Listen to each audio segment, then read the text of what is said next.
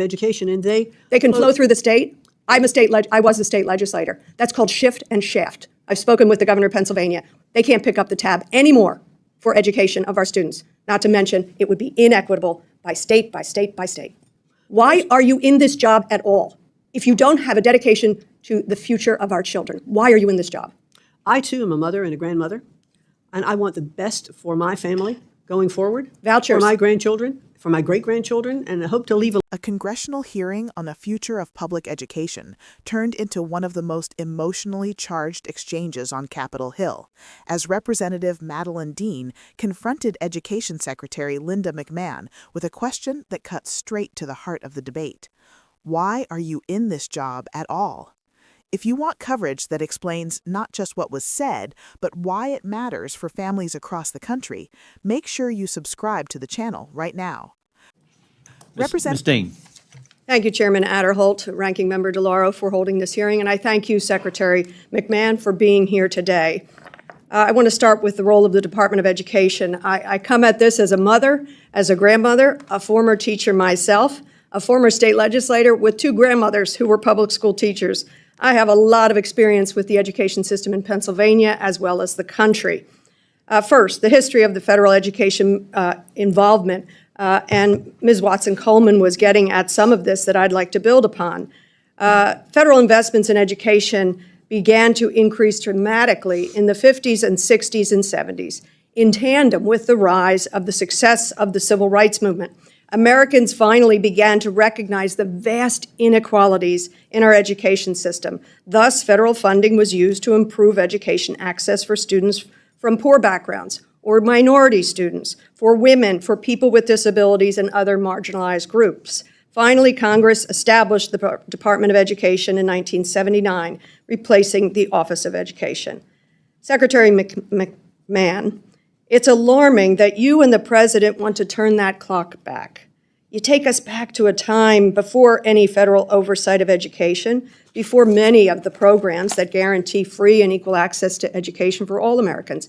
You said as much in your testimony. After all the Department of Education's work to ensure equal access to education, you're embarking on the department's final mission? You intend to put yourself out of a job? That's a little jarring to me. If you were a pediatric oncologist, I'd welcome that. Let's get you out of a job through cures, through healing, through ending of pediatric cancer. But ending a department that is supposed to oversee the education of our very youngest, to guide their future? Have you taken the time to educate yourself about this history? I'd encourage you to go ask students who attended school back then. Black students, brown students, students with disabilities, students from poor families. What was access like for them before the Department of Education? Frankly, eliminating the Department of Education, to me, is rather Orwellian. The President and his administration don't want an educated populace. Why don't we just go back to the book 1984 if it hasn't been banned? It's clear to me, this administration wants an uneducated electorate, so that Mr. Trump and his courtiers can control thought, therefore control votes, and control the population. I'll note a secondary measure here that is going on. The increase in funding for charter schools. We know that charter schools originally were supposed to be incubators of the best ideas, great practices to be brought back into the public school education system so that every kid had an access to such things. But this administration and you, who want to put yourself out of a job, following the playbook, page 319 of Project 2025, first sentence, shutter the Department of Education. You're all following the book, that book. Too bad that one wasn't banned. And yet, privatizing is really the other ambition, an uneducated electorate and profit and privatization of our education system. Do you promise us that that isn't your ambition? That clearly is not my ambition. I think I've stated that very well today. Then why in God's name do you want to shutter it? Why don't you want to protect kids with disabilities? Why don't you want to protect kids who have been every decade denied equal access simply because of how much their parents make, the zip code they live in, the color of their skin? Why are you shuttering a department that's supposed to lift up those children? Because those programs don't have to flow through the Department of Education, and They can flow through the state. I was a state legislator. That's called shift and shaft. I've spoken with the governor of Pennsylvania.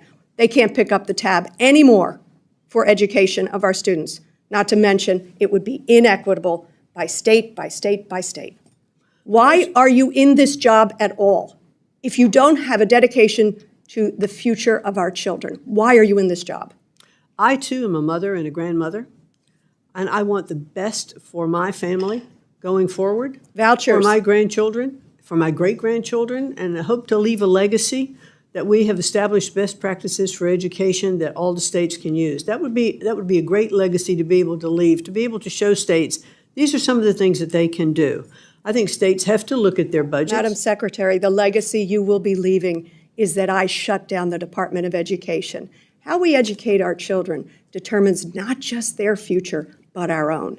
But I think it's a sad legacy you will leave. I yield back. The Department of Education is not educating anyone. Well, I can say this, and I will. Representative Dean opened her remarks not as a partisan critic, but as a mother, a grandmother, a former teacher, and a former state legislator. She spoke from personal experience with Pennsylvania's education system and from a deep understanding of how federal involvement in education evolved in the first place. Dean reminded the room that federal investment in education did not emerge randomly. It expanded dramatically during the 1950s, 60s, and 70s, alongside the civil rights movement, when the country began to confront how unequal access to education truly was. Federal dollars were used to close gaps for students from low-income families, students of color, women, and children with disabilities, groups that state and local systems had repeatedly failed to serve equitably. That history matters because it explains why Congress created the Department of Education in 1979. Its purpose was not to micromanage classrooms, but to enforce civil rights, ensure equal access, and provide consistent protections regardless of zip code. Dean told Secretary McMahon that dismantling the department would reverse decades of progress. She cited McMahon's own testimony describing the agency's so-called final mission, eliminating itself. Dean said that framing was deeply unsettling. She offered a stark comparison. If someone were a pediatric oncologist working to eliminate childhood cancer, putting yourself out of a job would be something to celebrate. But ending a department designed to protect children's educational rights is something very different. Her criticism grew sharper. Dean described the effort to eliminate the Department of Education as Orwellian, arguing that an informed electorate is essential to democracy. She warned that weakening public education and federal oversight risks producing a population with fewer tools to question power or advocate for itself. Dean then connected the dots to broader policy goals. She pointed to the administration's increased emphasis on charter schools and privatization, arguing that charters were originally meant to test innovative ideas that could be shared across public schools, not to replace public education altogether. She accused the administration of following the Project 2025 playbook, which explicitly calls for shuttering the Department of Education. Her question to McMahon was blunt. Do you promise that your ambition is not privatization and profit at the expense of public education? McMahon denied that intention, saying her goal was not to dismantle support for students, but to shift responsibility back to the states. That answer triggered the most pointed moment of the exchange.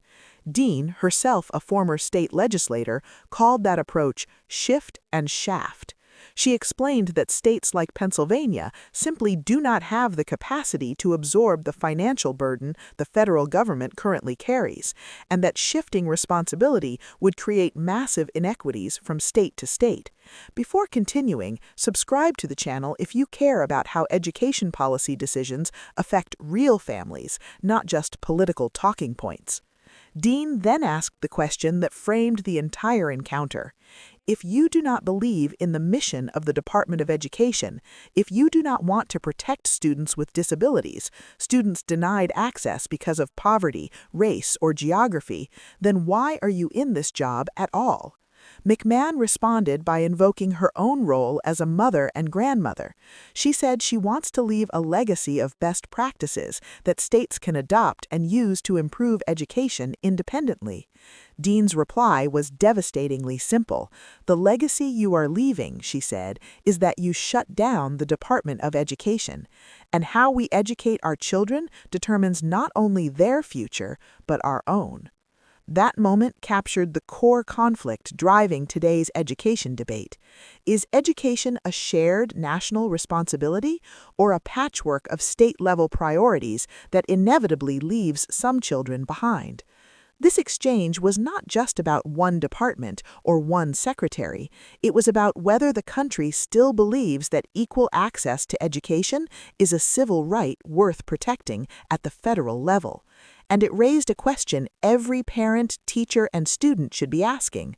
What kind of future are we building if we walk away from that responsibility?